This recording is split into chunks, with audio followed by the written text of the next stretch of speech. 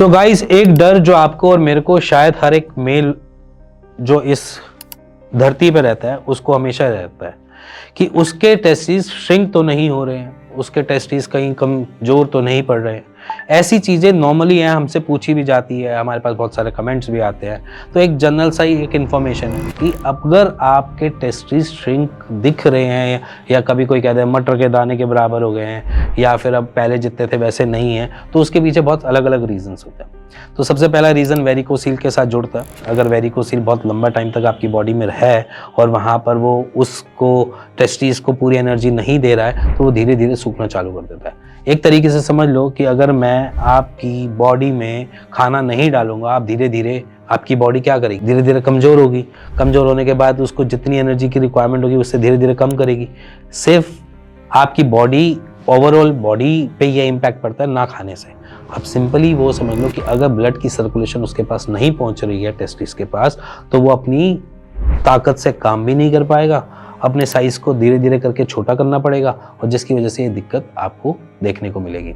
और जब ये टेस्टिस का साइज छोटा होता है वो कॉज बाय कुछ भी हो सकता है, चाहे इसमें इन्फेक्शन हो, ये भी प्रॉब्लम हो सकती है कि पहले एक बार इन्फ्लेमेशन हुई बहुत बड़ी, आपने कुछ उसका किया नहीं, कोई भी इन्फ्लेमेशन के लिए कोई भी एंटीबायोटिक्स या कोई भी ऐसी चीज़ का इलाज पहले गो थ्रू किया नहीं, उस टेस्टिस को बड़ा होते हुए देखते रहे और उसके बाद एक टाइम के बाद आई बारी कि वो टेस्टिस जब ठीक होने लगा या अपने उस टाइम पे आया तो उसने अपने साइज़ को छोटा कर लिया, अपने वॉल्यूम को ही कम कर लिया। ऐसे भी देखा जाता है। तो इसलिए कभी भी अपनी प्रॉब्लम्स को इग्नोर नहीं करना है जब वो टेस्टिस के साथ जुड़ जाती है। अपने आसपास के डॉक्टर से मिलो जरूर,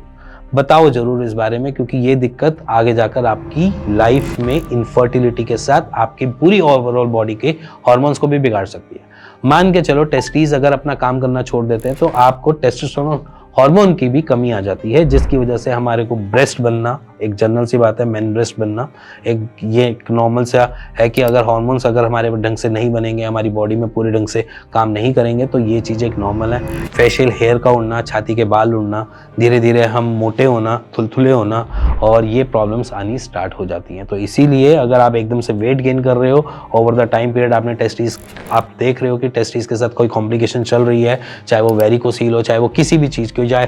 ऑर्काइटिस हो या एपिडेमाइटिस हो, कोई भी प्रॉब्लम चल रही है और उसके बाद आप उस पर काम नहीं कर रहे हो, तो वो धीरे धीरे धीरे करके आपकी बॉडी को चेंज करेगा। तो इसीलिए अपने टेस्टिस के ऊपर काम करना जरूरी है। अगर कोई भी इम्पैक्ट आपकी टेस्टिस को देखने को मिल रहा है, कैसा भी इम्पैक्ट देखने को मिल रहा है, तो उस पर तुरंत काम करना स्टार्ट करो कि फर्दर आपकी बॉडी डिस्टर्ब हो सकती है। सो टेस्टिस का तो एक समझने का तरीका है कि बहुत सारी प्रॉब्लम्स हमारे साथ जुड़ी रहती हैं, वो श्रिंकेज आ सकती है, बहुत सारे दिक्कतों में हमें डाल सकती है, बट आप ये समझो कि उसको सॉर्टेड कैसे करना। एक बात समझना मेरी ढंग से कि अगर आपको कोई भी टेस्टिस से ट्रबल है ना, तो सिंपली अगर आपके आसपास डॉक्टर है आप उनसे कंसल्ट करो। अगर वो आपको टेस्ट रिकमेंड करते हैं तो टेस्ट लो। अगर आपके आसपास कुछ ऐसा नहीं मिल रहा तो प्लीज़ एक सेल्फ जाकर अपने टेस्टिस का एक नॉर्मल स्कैन करवा लो,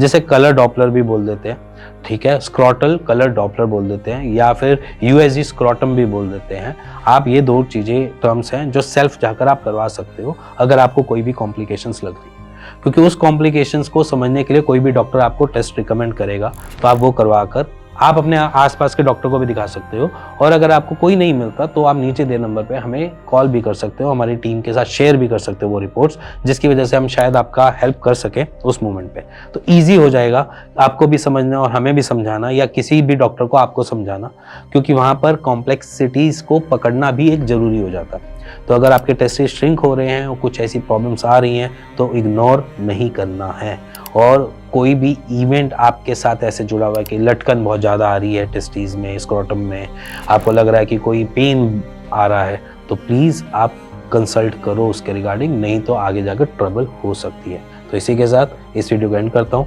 मिलते हैं नेक्स्ट वीडियो के लिए, तब तक अपने टेस्टिस का ध्यान रखो।